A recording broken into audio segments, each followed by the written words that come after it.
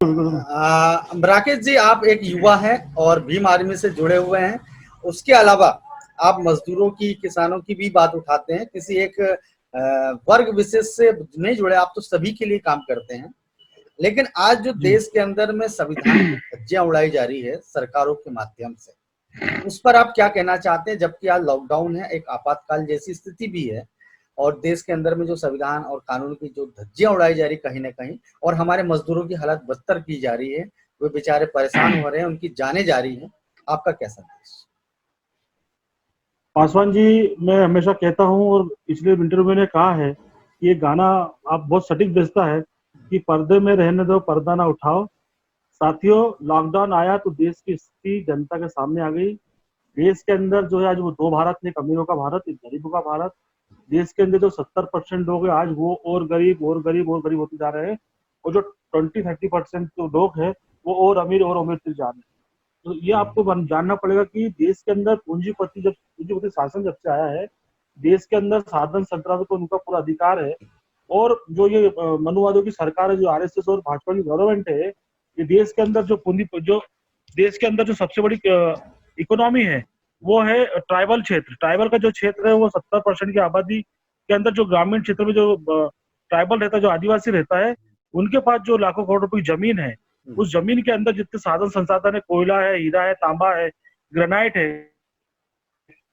उनकी उन व्यापारियों की उनकी नजर है उस जमीन के अंदर के माफिया के, और पूरे देश को गुलाम बना सके। पूर्ण रूप से जो है मनोवादी लोग जो बड़े ताकत से भिड़े ताकि वो जो है इसको भी हासिल कर सके। तो आज आप देख रहे हैं कि जितने भी सरकारी उपक्रम है वो धीरे धीरे उसका प्राइवेटीकरण क्यों हो रहा है, क्योंकि संविधान ये कहता है कि जो भी शासकीय उपक्रम लगाए जाते हैं, जो मजदूर वर्ग है आज भी वो दो वक्त की रोटी के लिए, अपने पेट के लिए घर दार छोड़ के, अपने बीवी बच्चे छोड़ के, बूढ़े माँ बाप छोड़ के यहाँ वहाँ गांव से निकल कर शहरों के अंदर धूल फाख्ता कर रहा है। और आज जब मध्य प्रदेश के अंदर पूरा मजदूर जो बाहर था, जब लॉकडाउन की स्थिति लगी तो पैनिक हो गया, और जहां पे वो लोग मध्य प्रदेश के अंदर बाहर थे, और जो भी मजदूर जिस भी राज्य से बाहर था, वहां पे उनसे बड़ा दुर्व्यवहार हो रहा है, उनको खाने के लिए नहीं मिल रहा है, उनके साथ में पुलिस वाले, वहां के गुंडे और वहां के प्रशासन के लोग ठीक से बात नहीं कर रहे हैं।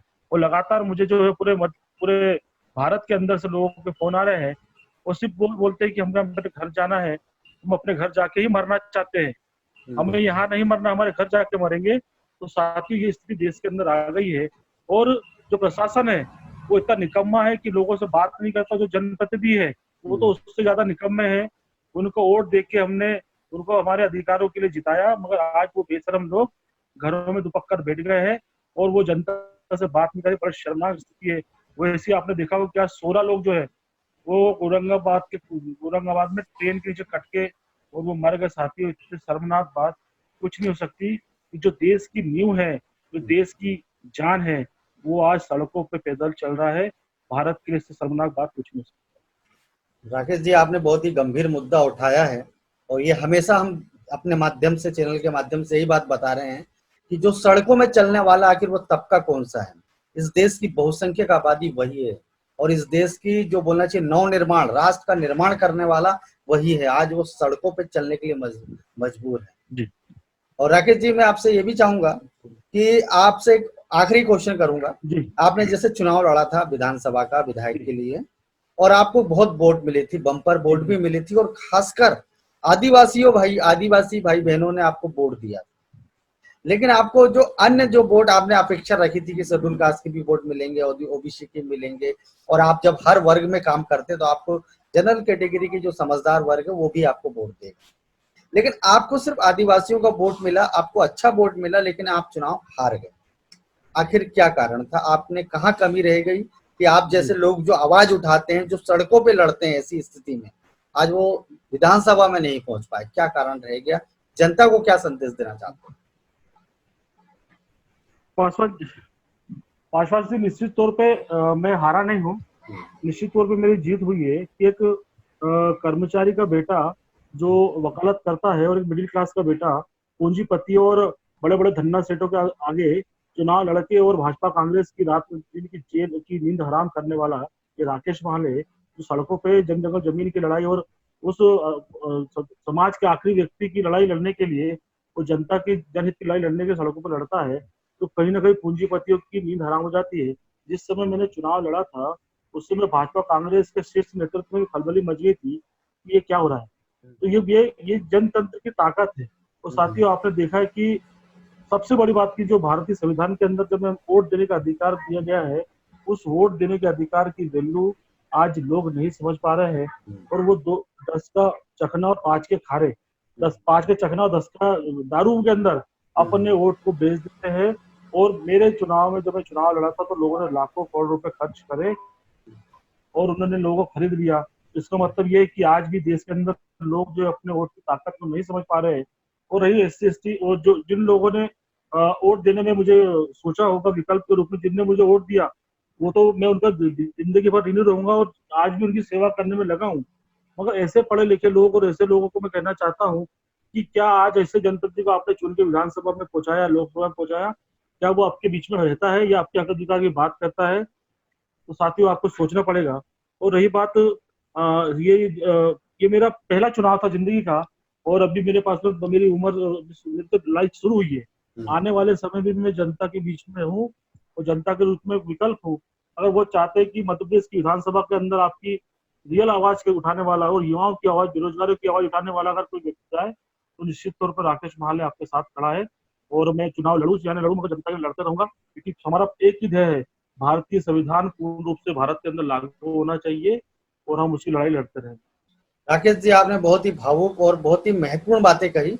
मैं यही कहना चाहता हूं दोस्तों, मैंने हमेशा कहा है, मैं ये नहीं कहता कि आप किसी व्यक्ति विशेष या पार्टी विशेष का साथ दें। मैं तो ये कहता हूं, जो संविधान ने आपको जो हक दिया, जो लोकतंत्र की जो ताकत आपके हाथ में है, आप उसका सदुपयोग करें। बातें बताई काफी महत्वपूर्ण है दोस्तों आपको अब ये तय करना है कि आपको कैसे व्यक्ति को अपने विधानसभा में या लोकसभा में भेजना। आपसे हमेशा हम बार बार यही गुजारिश या निवेदन, अनुरोध भी करते आए हैं कि आप अपने जो नागरिक होने का कर्तव्य निभाएं। आप हमेशा अधिकारों की बात करते हैं, लेकिन अपने कर्तव्यों को जब समय आता है, उस समय भूल जाते हैं। जिस समय आप अपने कर्तव्य का पालन सही तरीके से नहीं करते हैं और सही जनप्रतिनिधि आप विधानसभा या लोकसभा में नहीं पहुंचाते, तो आपके अधिकार वो कैसे देगा? आप खुद सोचिए, क्योंकि उस व्यक्ति ने तो आपको एक नोट के बल पर आपका वोट मांगा था, और जब वो नोट के बल पर वहां पहुंच गया, तो आपकी बात नहीं सुनने वाला है। इसलिए आपसे मेरा निवेदन ये है कि आप अपने कर्तव्यों का पहले सही पालन करना सीख जाइए। जिस दिन आपने अपना जो कर्तव्यों का सही पालन किया ईमानदारी पूर्वक, तो जनप्रतिनिधि को झक मारकर आपकी बात को मानना पड़ेगा। आज जो मजदूरों की ये हालत हो रही है, ये हालत नहीं होगी, लेकिन कब होगी? जब हमारा मजदूर वर्ग, जब गरीब वर्ग, जब बेरोजगार साथी ईमानदारी से अपने मत का उपयोग करेगा। और राकेश महाले जैसे जो युवा हैं, ऐसे युवाओं का आप अपने विधानसभा क्षेत्र में, अपने लोकसभा क्षेत्र में देख लें, ऐसे चेहरों को जो आपकी आवाज उठाते हैं। तो आप ये तय कर लीजिए, जो पेबोक्टिव सोसाइटी की बात करते, पेबोक्टिव सोसाइटी की जो लोग अच्छे सक्षम लोग हैं, ऐसे युवाओं को विधानसभा में और लोकसभा में पहुंचाने के लिए एक अपना मन बनाए और उन्हें आर्थिक रूप से संपन्न, उन्हें आर्थिक रूप से मदद करे और उनके पीछे उनके लिए काम करे।